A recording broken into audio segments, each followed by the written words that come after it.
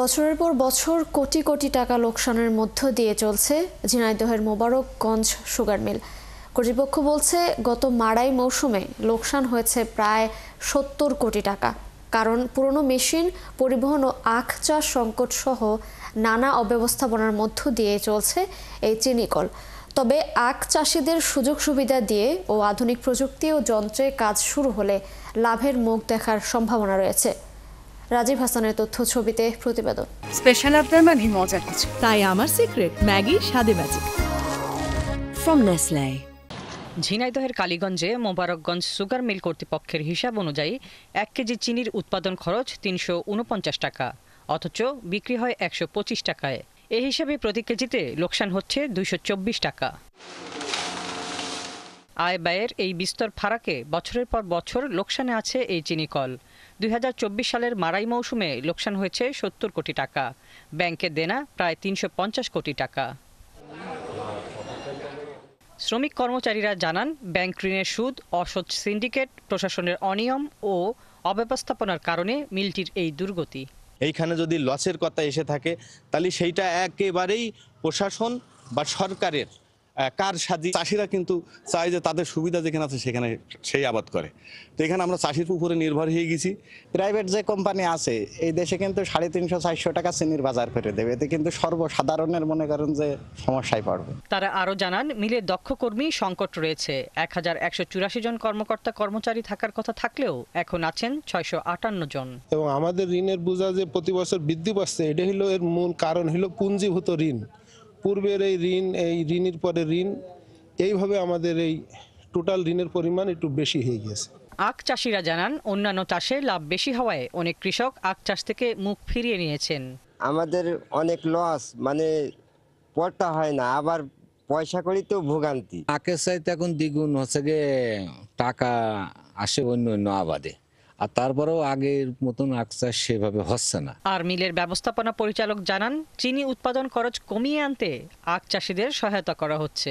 আখের দাম যদি করা হয় এবং চাষিদের দাম আমরা যথাসময়ে দিতে পারি, সেক্ষেত্রে চাষিরা আবারও আখ চাষিতে উৎসাহিত হবে। মিলটি আধুনিকীকরণ করা হলে এর উৎপাদন ক্ষমতা বাড়বে এবং লাভজনক হবে বলে আশা করেন এর ব্যবস্থাপক। প্রতি বছর প্রায় ৭০ থেকে ৮০ লক্ষ টাকা ব্যয় হয়। তো সেক্ষেত্রে আমরা যদি নতুন গাড়ি আসলে কিনি, তাহলে সেক্ষেত্রে আমাদের এই ব্যয়টা দেখা যাচ্ছে যে ৪০-৫০ লাখ টাকার মধ্যে আমরা কমে আসবে। ১৯৬৫ সালে ৩ কোটি ৪৮ লাখ টাকা ব্যয়ে ঝিনাইদহের কালীগঞ্জ শহরে ২০৮ একর জমির ওপর মোবারকগঞ্জ চিনিকল স্থাপিত হয়। হাসিবা আলী বর্ণা, ৭১। দর্শক, এই বিষয়ে আরো জানাতে আমাদের সাথে যুক্ত হচ্ছেন সহকর্মী রাজীব বড়ুয়া। রাজীব, চিনি উৎপাদন খরচ কমিয়ে আনতে আখ চাষিদের কি ধরনের সহায়তা করা হচ্ছে? মিলটি আধুনিকরণ করতে, উৎপাদন বাড়াতে প্রশাসনের পদক্ষেপ কেমন দেখতে পাচ্ছেন, একটু জানাবেন।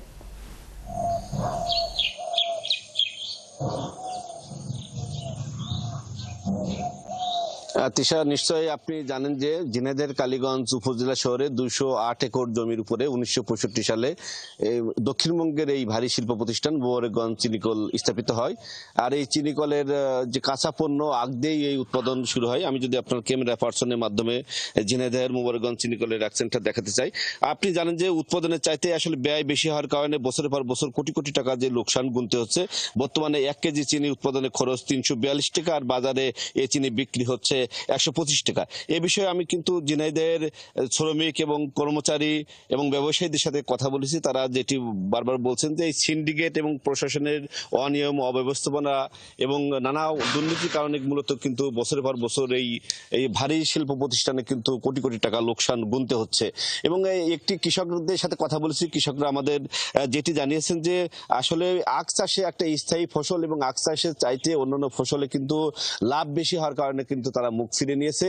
এবং এই সরকার থেকে এবং মোবারকগঞ্জ চিনিকল কর্তৃপক্ষ যদি আখের দাম বৃদ্ধি করে এবং সরকারি যে ঋণ সহ সুযোগ সুবিধা বৃদ্ধি করে, সেক্ষেত্রে কিন্তু তারা অন্য চাষ থেকে কিন্তু আবার আখ চাষে আসবে। কিন্তু অন্য আখের কিন্তু অন্যান্য উন্নত প্রজাতি আছে এবং উন্নত প্রজাতি আখ চাষ করলে কিন্তু এই মোবারকগঞ্জ চিনিকলে আখের উৎপাদন বাড়বে, তেমনটি কৃষকরা যেমনটি জানিয়েছেন।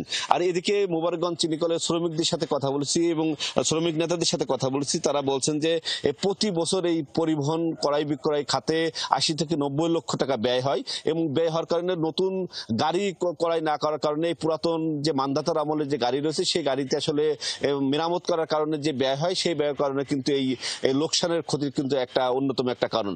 আর তারা যেমনটি বলেছেন যে এই প্রশাসনের ভিতরে যে রাজীব, ধন্যবাদ আপনাকে। আপনি থাকুন, খোঁজ খবর রাখতে থাকুন। দর্শক, চিনি উৎপাদনে খরচ কমিয়ে আখ চাষিদের কি ধরনের সহায়তা করা যায় সে বিষয়ে জানাচ্ছিলেন আমাদের সহকর্মী রাজীব হাসান।